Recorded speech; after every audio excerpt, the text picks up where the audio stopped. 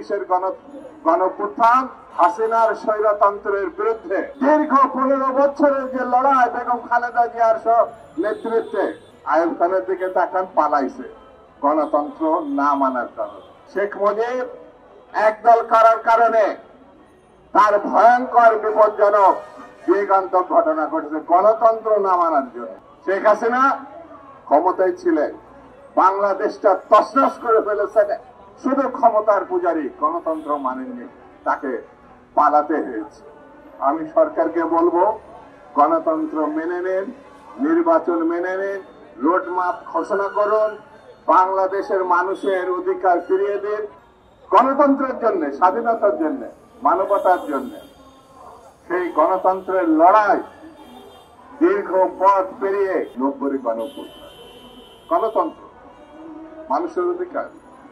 ২৪-এর গণঅভ্যুত্থান হাসিনার স্বৈরতন্ত্রের বিরুদ্ধে গণতন্ত্রের পক্ষে। এটি যদি বুঝতে এই সরকার ব্যর্থ হয়, এর থেকে দুঃখজনক ঘটনা আর দ্বিতীয়টা থাকবে না।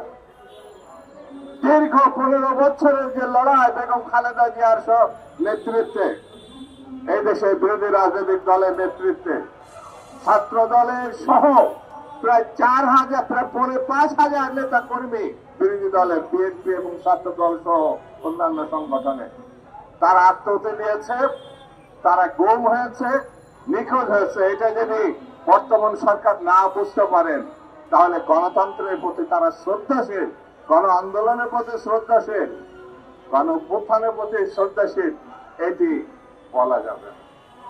সেই জন্য আমি বক্তৃতা সংক্ষেপে বলি, আইয়ুব খানের দিকে তাকান, পালাইছে গণতন্ত্র না মানার কারণে। শেখ মুজিব একদল করার কারণে তার ভয়ঙ্কর বিপজ্জনক যুগান্তক ঘটনা ঘটেছে গণতন্ত্র না মানার জন্য। শেখ হাসিনা ক্ষমতায় ছিলেন, বাংলাদেশটা তছনছ করে ফেলেছেন শুধু ক্ষমতার পূজারী, গণতন্ত্র মানেননি, তাকে পালাতে হয়েছে।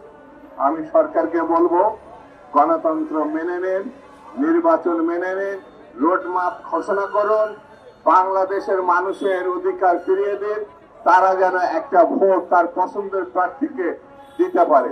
এটি মেনে নেন, দেখবেন রাতারাতি সকল সমস্যার সমাধান হয়ে আসবে।